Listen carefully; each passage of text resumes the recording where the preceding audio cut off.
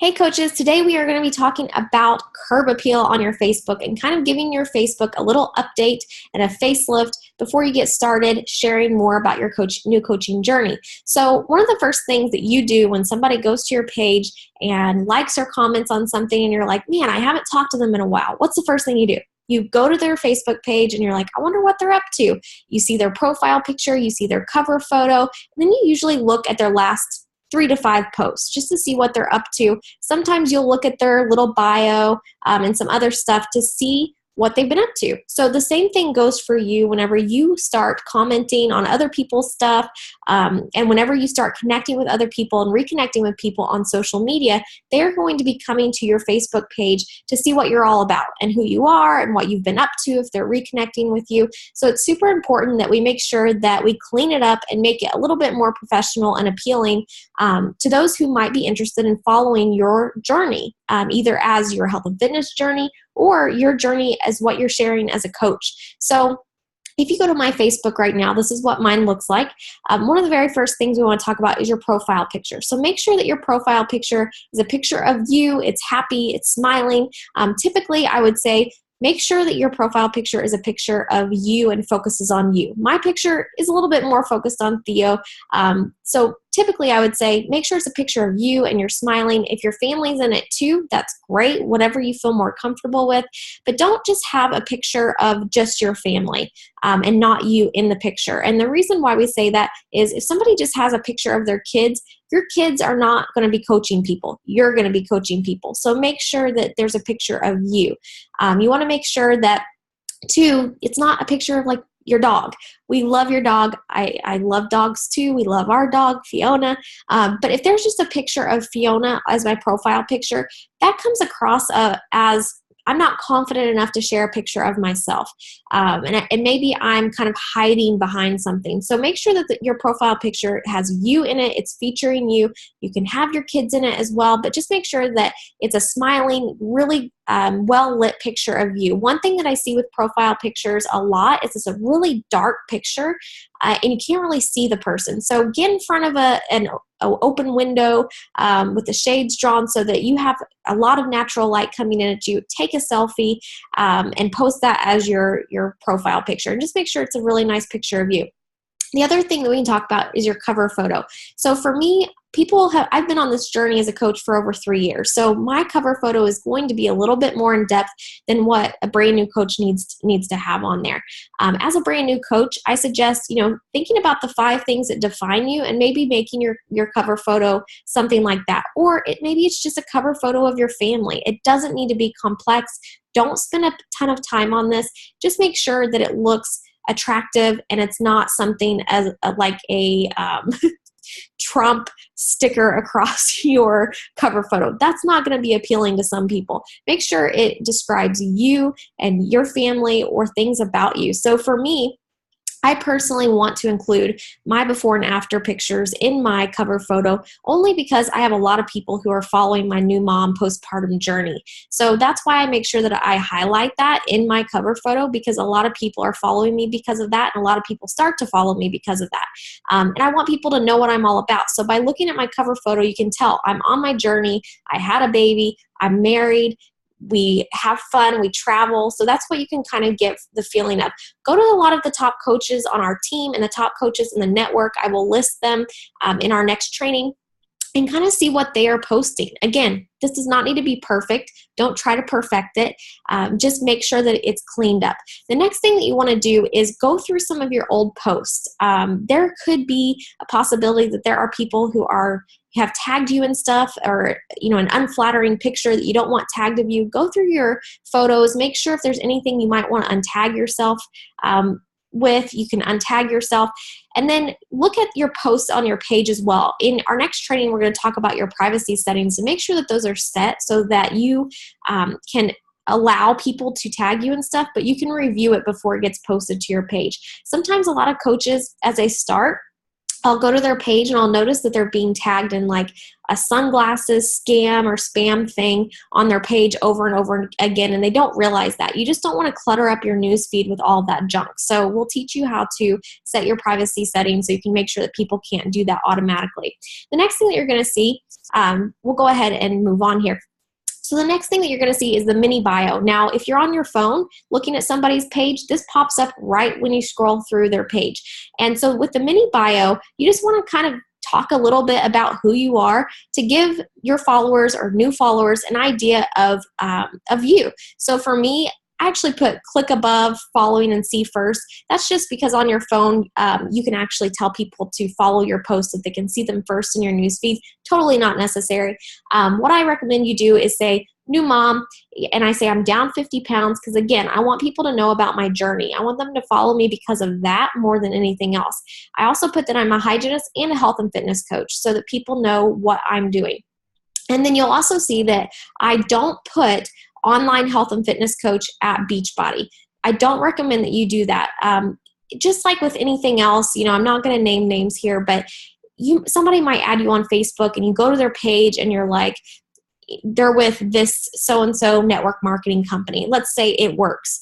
I automatically get the feeling of, oh my gosh, they're trying to sell me something. The same thing with if I go to somebody's page and their cover photo is It Works or Roden and Fields or Lip Sense or whatever it is that they're selling, I don't want to be friends with them. And the reason why is because I automatically feel like they're only adding me as a friend and only conversating with me because they're trying to sell me something. And I am not interested in that. It makes me run the other direction and sends me a red flag. That's the exact same thing with your profile. You do not want to be sharing things that are Beachbody. You don't want to blast Beachbody across your page, that you're an Emerald coach or anything like that. Yes, those things are important, but we're trying to promote you as a coach and not Beachbody and not our products. We love our products. They are top of the line. We love Beachbody. We know that the products work, but they work because of us, because of our value as coaches. And that's what's really important to understand and why we stick out so differently than other companies and other things that people offer for health and fitness, because they don't have us. They don't have our challenge groups and they don't have us as motivators. So that's what we want you to promote, what we are different with. And that's what attracts people to us. So some of the other things in your bio might be your relationship status. I make sure that I put that I studied dental hygiene at IU because I relate to a lot of people, a lot of dental hygienists, so I connect with them that way. And then also, I'm going to show you in our next training on the privacy settings and stuff. You want to make sure that people are able to follow you. So I put in there that people can follow me, and that also means that they can like and comment on my public posts so that I can get people attracted to me through that. And we'll talk more about public posting later. The next thing is you can have featured photos on your page now. I featured these 3 photos because I feel like these describe me the most right now. These change all the time. So I have a picture of Theo and I have a picture of pre-pregnancy and after, and then I also have a picture of my whole journey as a coach and as my health and fitness journey, because I want people to know the journey that I'm on. So if you do have a before and after picture, I highly recommend that you put it in that spot of your featured photos. The next thing that we want to talk about are new coach mistakes on their profiles. Like I said before, pictures are too dark or of other people and it's confusing. You want to make sure you take a really well-lit photo. Make sure that it's a good picture of you. And again, don't overcomplicate this. If you go through your Facebook and you're like, oh my gosh, I don't have any pictures of myself, don't freak out. Trust me, when you have kids, I know this from experience, it's hard to remind yourself to take pictures of yourself. You're constantly taking pictures of them. Like, I get it. But try to take a picture of you that one day that you finally wash your hair and put makeup on. I get it. That day that you do that, take a nice picture and put that as your cover photo or your profile picture. The other thing we talked about is pictures of pets. Your pets are not going to be coaching people. You're going to be coaching people. So make sure it's a bright, smiling picture, a warm, inviting picture of you. Using Beachbody stock images, we talked about that. Don't do it. It just looks salesy. It makes people run the other way. Think about how you feel when you add somebody else and they have all that stuff. It's just not appealing. Don't use a confusing name. Use your real name. So for example, I see a lot of people use their first and middle name. So my name is Brooke Nicole Lipoff. If I just put Brooke Nicole, people would never be able to find me. Like if I was out and about at the grocery store and I talked to somebody because I had a Shakeology shirt on and she's interested in it and she's going to add me on Facebook, it's going to be really hard for me to be like, oh, look up Brooke Nicole. I'm one of the 500 people that's listed there. You want to make sure you have your real name. The other reason for that is because if somebody from your past starts on social media, maybe they didn't have a Facebook before, they're able to find you a lot easier and connect with you that way. Another thing, posts that don't show their lifestyle. So we don't want you posting all of your posts about Beachbody and your workouts and your Shakeology, because that's not your whole life. It might be 20% of your life, and it really should be 20% of your life. It shouldn't be your whole life. There's other things that make you awesome. So we want you to talk about all of those things, because that's how you're going to connect to people more, and people get really overwhelmed by your posts if they are all about health and fitness. It can turn them off because they feel like they can't connect with you in any other way than through health and fitness. And maybe that's not their thing right now. Maybe they're not ready to get started with their health and fitness journey, but maybe they connect with you when you just shared about your son pooping on the floor like I have. So maybe they connect with you through that. Maybe they connect with you because you shared about a brand new gadget you bought for your baby and you love it. And maybe they connected with you through that and started following you because of that. And then later when they're ready, they're like, oh yeah, she's into this. She can help me. So make sure that you are not showing just Beachbody. You're showing your whole lifestyle, because Beachbody isn't your life and we don't want it to be. Negative posts and rants. I get it, guys. We have bad days. If you have a bad day, find a way to share that and put a positive spin on it. How can you turn your bad day into a good day? This is all where personal development comes in. And I know for me, I used to gripe and complain about my day. I'm like, my patient canceled. I have a migraine. I feel horrible. And I never offered any value in that. Nobody wants to get on Facebook and see people gripe and complain. Like, what good does that do? They want to see people maybe complain a little bit, but then offering a solution and how they got over it. So make sure that if you are having a bad day, we all have them, find a way to find the positive and the silver lining in it and share that. That's where personal development is going to play a huge role in your life. Another thing, don't be posting about the controversial stuff like politics right now. Just stay out of it, because I want to help everybody. I don't want somebody to not want my help because I posted my political views. I have views just like everybody else, but you know what? I keep them to myself and to my husband and my family because they're not important to anybody else. I get it. We're passionate about it. There's a lot of people upset right now, but I don't want you to have people write you off as a coach because you share something controversial or something that they completely disagree with, because you might disagree on one thing with that person, but everything else you agree with. So just keep that in mind.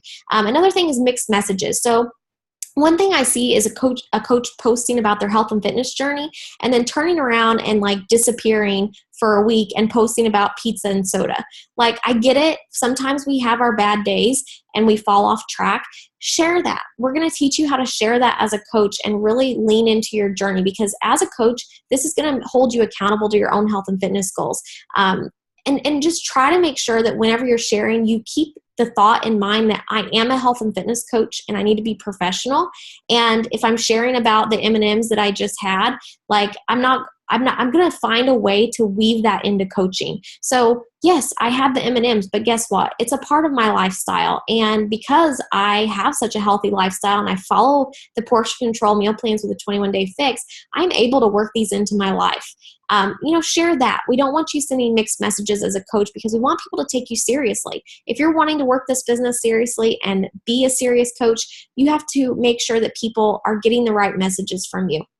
The next thing, being tagged in other posts. We talked about that. I'm going to show you how you can make sure that you are reviewing those posts before you're automatically tagged in them. A cluttered timeline. You don't want a bunch of junk on there. So I get it. You want to share something really funny. Try to limit that. You want your content to be the main star of your page. You don't want other people's posts being your page. I'll go to people's pages sometimes and I'll see like 20 posts that they've shared from somebody else, like videos over and over and over. That doesn't bring any interest to me. I want to see what they're all about. I don't want to see stuff that they're sharing. I can find that anywhere. Again, not offering value. We're going to teach you how to offer value, but just make sure as you're posting that you make sure that if with every post, you're not just posting a picture of your recipe, but you actually include the recipe and maybe a little tidbit with it. So making sure that you are sharing those things as you go, and we're going to teach you more about that as we move along. And then making 2 accounts. Do not, as a brand new coach, go and make a separate account just for your Beachbody coaching. You are going to build your contacts from your personal page. That's where all of your people are right now. Unless you've talked with your sponsor and you have like privacy issues and you have to do something a different way, that's fine. But do not go create a like page. Those are things that you shouldn't be doing until you are a diamond and above coach and you're going to be needing to spend money on ads, because like pages are for people who can spend hundreds of dollars on ads a month. So that's not for you. Do not go and make a separate profile. And also something I didn't mention, if you're sharing a Facebook profile with your husband, I do recommend changing that to just you, your husband or your wife, whichever. You want to make sure that people know who they're talking to. I've talked to people in the past and I've been nervous to contact them because I'm like, I don't know if it's the husband or the wife who's going to get the message. And I feel uneasy sharing my deep stuff or feelings with someone who I'm not sure if their husband's going to be reading my message or the wife. So I think it's really important for you as a professional coach to make sure that you are not sharing a Facebook profile with your spouse. I get it. You guys want to have a joint thing, but for now, just make it your name. And then again, Facebook is on lockdown. Our next step of training, we're going to be talking about this, making sure your Facebook is showing that you are open for business. People who can see your posts, who need to see your posts, can see them. So when you post something and it's public, your friends are going to like and comment on it, and their friends are going to see it. And more than likely, those are where your referrals are going to come from in your business. And we're going to talk more about that as we move on. So anyway, guys, if you have any questions, let your sponsor know, let us know, ask them in the team page. And I hope this was helpful. Bye, guys.